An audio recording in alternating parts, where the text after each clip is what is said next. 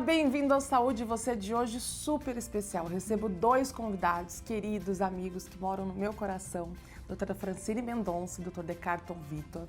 Vão falar de temas importantes, então fique de olho. Bom, recebo agora a doutora Francine, que vai falar sobre um tema importante, doutora. Doutora Francine é neurologista. Nós vamos falar sobre a questão da alteração de concentração ou atenção. Toda alteração de concentração ou atenção pode ser considerada uma doença neurológica? Não, Duda.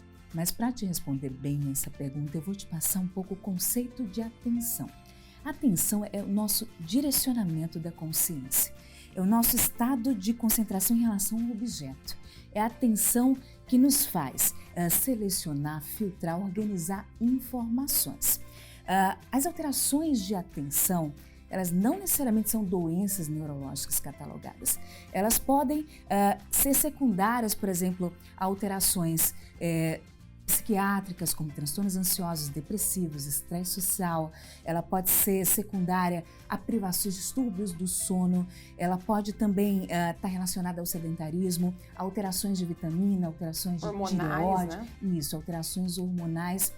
Mas também os distúrbios de atenção podem ser doenças neurológicas, como por exemplo, o transtorno de déficit de atenção e hiperatividade, né, que é aquele transtorno que corresponde àquela tríade, né, de desatenção, impulsividade, hiperatividade, que geralmente vem ali, se expressa até os 12 anos, mas pode ir até a idade adulta e tem várias causas, né? Por exemplo, alterações genéticas, alterações ambientais, né, que podem gerar o transtorno de déficit de atenção e hiperatividade e se relaciona a alterações, eu falo de mensageiros cerebrais, são neurotransmissores, as alterações da noradrenalina e da dopamina.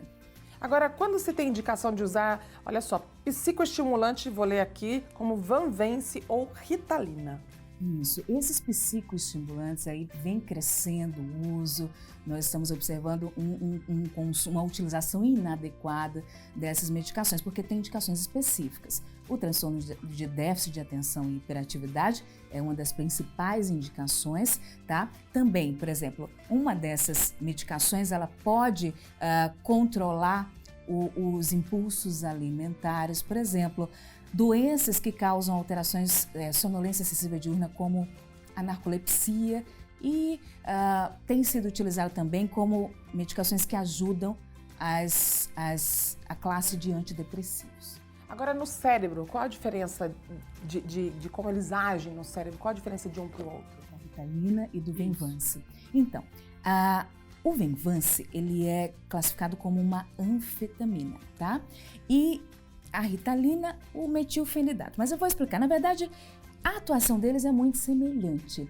Eles aumentam esses mensageiros cerebrais que eu falei, como a noradrenalina e a dopamina. E esses mensageiros, quando eles estão aumentados em certas regiões do cérebro, como o córtex pré-frontal, eles estimulam, por exemplo, a velocidade de processamento de informações, de resolução de tarefas complexas, aumenta a concentração, a disposição, a memória de trabalho. Exatamente, esses dois mensageiros. A dopamina, ela também atua no circuito do prazer, da recompensa, e por isso que o indivíduo que tem essa alteração, né, por doença, como o TDAH, o transtorno de déficit de atenção e hiperatividade, quando toma essas medicações, acabam melhorando, né, dos seus sintomas. Agora, efeitos colaterais, né? As pessoas que tomam essas medicações, normalmente, elas têm uma preocupação muito grande com relação ao efeito colateral.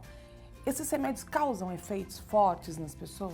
Exatamente. Então é interessante falar desses efeitos colaterais, porque esse uso indiscriminado está fazendo com que as pessoas não tenham indicação, consumam e passem a ter de forma mais evidente esses efeitos. Só uma pergunta antes de você responder. Você falou das pessoas fazerem o consumo por conta própria. Ela consegue comprar essa medicação? Olha, tem aí... Porque ela é controlada. É controlada. Então tá. Então a gente já entendeu que as pessoas dão aquele jeitinho. E isso é perigoso, porque já é controlado, né? E aí, cuidado, hein? Fica comprando, já tá errado, né? Não pode.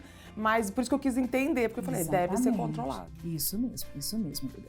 E assim, os efeitos colaterais. Primeiro, dependência e abuso, né? Sim. Então essas medicações, elas podem gerar esse alto índice de dependência. Segundo, alterações cardiovasculares. Por exemplo, pode dar taquicardia, alterações pressóricas, o aumento da pressão, predispor a arritmias, por exemplo. Também pode, principalmente quem tem transtorno ansioso, doença do espectro do transtorno bipolar, pode ter mais agitação, pode gerar até manias, psicose, alucinações, isso pode acontecer. Alterações também como insônia, né? Então, pode aí, quem já tem essa predisposição, observa, porque pode gerar e piorar a insônia também, né? Então, assim, você vê quantas... Melhora uma coisa, mas pode piorar outra. Pode piorar outra, né? Então, pode piorar, você vê, pode piorar a agitação e ter até o efeito contrário, né? Então, realmente tem que ir ponderando com um acompanhamento médico, né? Monitorizando esses efeitos colaterais possíveis para não gerar, enfim, complicações posteriores. Não, e você falou algo muito interessante, porque assim, você falou de vários termos técnicos aqui, que olha só o entendimento que tem que ter um profissional especializado para cuidar da saúde. Aí vai a pessoa, consegue uma receita e vai comprar, porque ela entende que para tal sintoma faz efeito, mas de repente ela acaba desencadeando sérios outros problemas de saúde por fazer uso inadequado. Então, tome muito cuidado, programa que tem o intuito de trazer profissionais para orientar vocês com relação ao cuidado com a saúde. Doutora, aproveitando que você falou de cardiologista, né, que você falou aí de alguns efeitos colaterais do remédio, a gente vai conversar também agora com o Dr. Decarton Vitor, que é médico cardiologista. Obrigada pela sua presença. Muito Seja sempre bem-vinda. Você que tá linda, viu? Obrigada. Obrigada. É com vocês.